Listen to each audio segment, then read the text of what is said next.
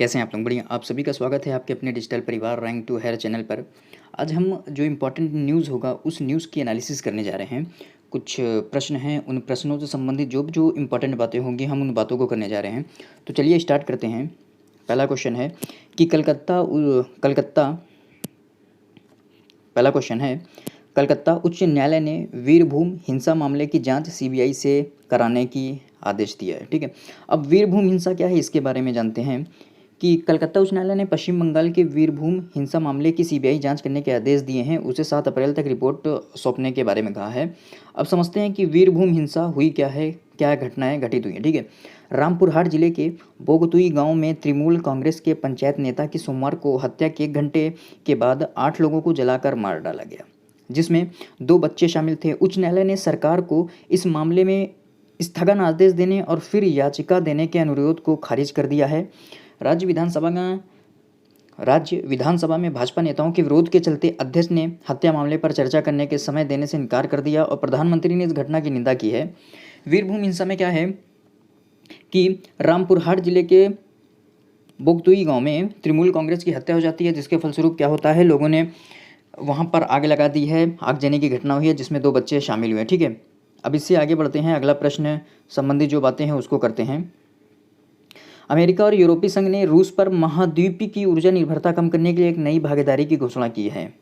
America और यूरोपीय संघ ने, ठीक है,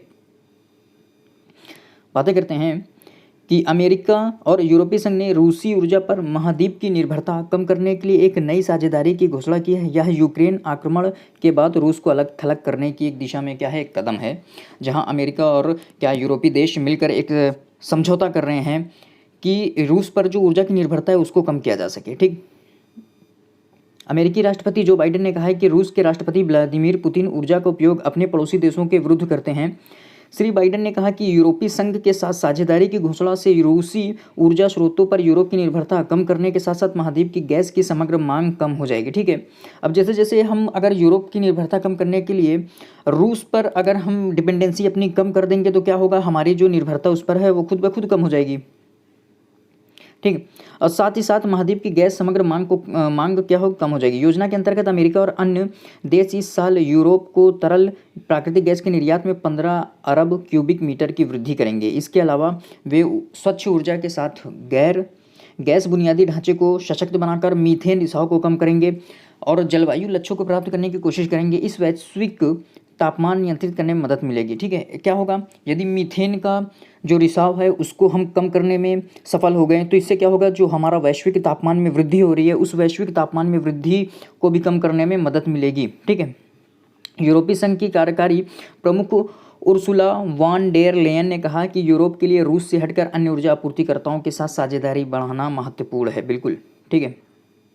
अगला इंपॉर्टेंट क्वेश्चन है, उसकी बातें करते हैं कि लोकसभा में वित्त विधेयक 2022 पारित हो गया है। ठीक है, निर्मला सीतारमण ने उस विधेयक को पेश किया है। आइए जानते हैं इसके बारे में। लोकसभा ने वित्त विधेयक 2022 पारित कर दिया है। सदन में हुई बहस का जवाब देते हुए वित्त मंत्री निर्मला सीतारमण ने कहा, विधेयक में शामिल कर प्रस्ताव करदाताओं पर न्यूनतम बोझ डालते हैं। करदाताओं के फेसलेस मूल्यांकन के बारे में वित्त मंत्री ने कहा कि इससे संबंधित संशोधनों का लक्ष्य खामियां दूर करना और करदाताओं को वीडियो कॉन्फ्रेंसिंग के जरिए विवादों का समाधान करने के लिए मंच प्रदान करना है।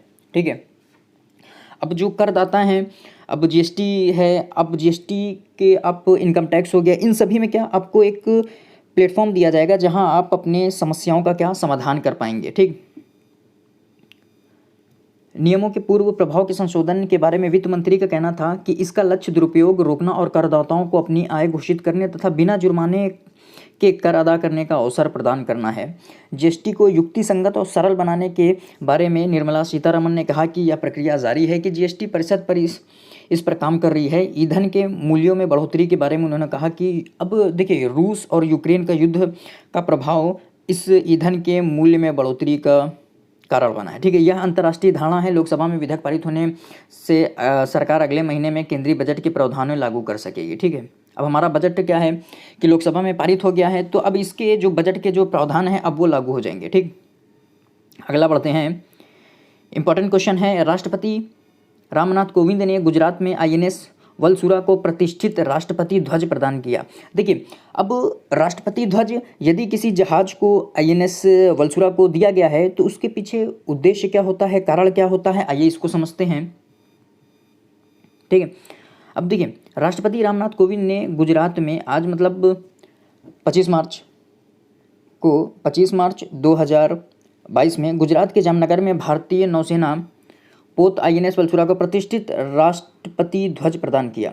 अब राष्ट्रपति ध्वज किस लिए दिया जाता है? जैसे जो जहाज होगी जो युद्ध में शामिल होगी, शांति स्थितियों में अपनी सेवाएं दी होगी, तो उसको क्या दिया जाता है? राष्ट्रपति के द्वारा राष्ट्रपति ध्वज प्रदान किया जाता है उसकी विशिष्ट सेवाओं के लिए। ठीक है, INS वलसुरा को ध्यान रखिएगा कि राष्ट्रपति ने INS वलसुरा को राष्ट्रपति ध्वज प्रदान किया है गुजरात में। ठीक है, इसके बारे में जानकारी प्राप्त करते हैं। ठीक, अब इस अवसर पर क्या हुआ कि राष्ट्रपति रामनाथ कोविंद ने कहा कि भारतीय सशस्त्र बल का सर्वोच्च कमांडर होने के नाते उनके लिए यह अत्यंत संतोषजनक और गर्व का क्षण है।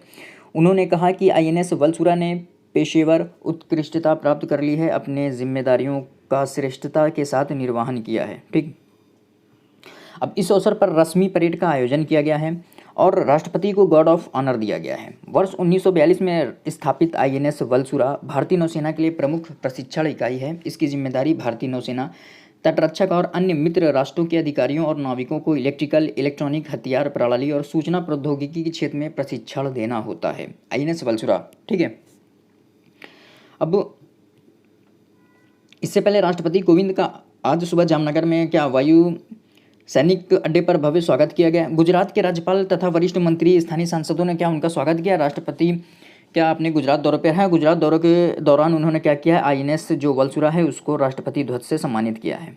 अगला क्वेश्चन इंपॉर्टेंट क्वेश्चन है, उसके बारे में बातें करते हैं कि महिला और बाल विकास मंत्रालय 21 मार्च से 4 अप्रैल तक चौथा पोषण जो पखवाड़ा है उसका आयोजन कर रहा है, उसको मना रहा है। ठीक है, महिला और बाल विकास मंत्रालय 21 मार्च से 4 अप्रैल 2022 तक चौथा पोषण पखवाड़ा मना रहा है। इस दौरान 2 प्रमुख क्षेत्र स्वास्थ्य, बच्चे की पहचान और स्वास्थ्य उत्सव तथा स्वस्थ भारत के लिए आधुनिक और पारंपरिक प्रथाओं का एकीकरण पर जोर दिया जा रहा है। आधुनिक और पारंपरिक प्रथाओं के एकीकरण के तहत आंगनबाड़ी केंद्रों में 6 साल से कम उम्र के बच्चों की लंबाई और वजन के माप पर भी विशेष क्या ध्यान दिया जाएगा। प्रधानमंत्री के द्वारा 8 मार्च 2018 को इस अभियान का शुभारंभ किया गया था। पोषण अभियान अन्य मंत्रालयों के साथ मिलकर समग्र रूप से पोषण संबंधी परिणामों में सुधार करने का क्या प्रयास करता है। ठीक है, अब ये जो है पोषण अभियान चौथा पोषण पखवाड़ा मनाया जा रहा है। ठीक है, इसमें क्या किया जाएगा कि आंगनबाड़ी के स्तर पर बच्चों की लंबाई हो गया, उनका वजन हो गया, इन सब के बारे में क्या जानकारी प्राप्त की जाएगी, जिसके आधार पर उनमें यदि क्या प्रोटीन की कमी होगी, किसी भी प्रकार की मतलब जो पोषण स्तर पर जो कमी होगी उसको पूरा करने का पूरा लक्ष्य रखा जाएगा। ठीक है, ये इंपॉर्टेंट क्वेश्चन है कि 10 दिन का मेगा लाल किला उत्सव भारत भाग्य विधाता दिल्ली के लाल किले में शुरू हो गया है। ठीक है, किला उत्सव भारत भाग्य विधाता 25 मार्च 2022 को दिल्ली के लाल किले में शुरू हुआ है। महिला और बाल विकास मंत्री कौन है? स्मृति ईरानी ने इसका उद्घाटन किया है। ठीक है, स्मृति ईरानी ने इसका उद्घाटन किया। ये देखिए, स्मृति ईरानी महिला और बाल विकास मंत्री हैं। इन्होंने इस भारत भाग्य विधाता जो कार्यक्रम है इसका क्या किया है, उद्घाटन किया है। इन्होंने इस अवसर पर लाल किले में नए भारत के निर्माण में योगदान करने के प्रधानमंत्री नरेंद्र मोदी के आह्वान की याद दिलाई है। मंत्री ने कहा कि लाल किला सिर्फ एक स्मारक नहीं है बल्कि यह एक जीवंत उदाहरण है जो राष्ट्र को हर वर्ष संकल्प करने, वादे को पूरा करने, संविधान के प्रति जिम्मेदारी की याद दिलाता है। उन्होंने कहा कि लाल किला उत्सव से भारत की विविध संस्कृति को एक मंच से प्रस्तुत करने का अवसर मिलता है। मेगा लाल किला उत्सव भारत भाग्य विधाता का आयोजन संस्कृति मंत्रालय ने आज़ादी का अमृत महोत्सव के हिस्से के रूप में किया है। इम्पॉर्टेंट है, पूछा जा सकता है आपसे कि मेगा लाल किला उत्सव का जो भारत भाग्य विधाता का जो आयोजन है किस मंत्रालय के अंतर्गत किया गया है, तो इसका जो आयोजन है वो संस्कृति मंत्रालय के अंतर्गत किया जा रहा है और संस्कृति मंत्रालय ने इसको आज़ादी का अमृत महोत्सव कौन सा आज़ादी का अमृत महोत्सव है, 75वां। तो इसके उपलक्ष्य में क्या किया जा रहा है, ठीक है। उत्सव के दौरान 70 से अधिक शिल्पकारों ने अपनी कलाकृतियों को प्रदर्शित किया है, ठीक है। अगले क्वेश्चन की ओर बढ़ते हैं। केरल 26वां केरल अंतर्राष्ट्रीय फिल्म महोत्सव तिरुवनंतपुरम में संपन्न हुआ, ठीक है। केरल अंतर्राष्ट्रीय फिल्म महोत्सव IFFK का 26वां संस्करण तिरुवनंतपुरम में संपन्न हुआ। वित्त मंत्री के एन बालगोपाल समापन समारोह में हिस्सा लेंगे, जबकि संस्कृति मंत्री जो शाजी चेरियन IMF के पुरस्कार के विजेताओं की घोषणा करेंगे, ठीक है। अब इसमें क्या है, जो केरल में अंतर्राष्ट्रीय फिल्म महोत्सव का जो आयोजन होगा उसमें क्या है, जाने माने अभिनेता नवाजुद्दीन तथा लेखक T पद्मनाभन कार्यक्रम के मुख्य अतिथि होंगे। समारोह में गोल्डन क्रो पीजेंट पुरस्कार जीतने वाली जो फिल्म है उसका क्या किया जाएगा, प्रदर्शन किया जाएगा। 8 दिन तक चलने वाले इस महोत्सव में अंतर्राष्ट्रीय स्तर पर विभिन्न श्रेणियों की 173 फिल्में दर्शाई जाएंगी, ठीक है। केरल में है अंतर्राष्ट्रीय फिल्म महोत्सव का आयोजन किया जाएगा, ठीक है। अगले क्वेश्चन की ओर बढ़ते हैं। हरियाणा विधानसभा ने धर्मांतरण रोधी विधेयक पारित किया है, ठीक है। हरियाणा विधानसभा ने धर्मांतरण रोधी विधेयक पारित किया है। अब इसके संदर्भ में जानकारी प्राप्त करते हैं कि है क्या। हरियाणा विधानसभा ने धर्मांतरण रोधी विधेयक पारित कर दिया है। यह विधेयक 4 मार्च को राज्य विधानसभा में पेश किया गया था। इस पर चर्चा हुई है।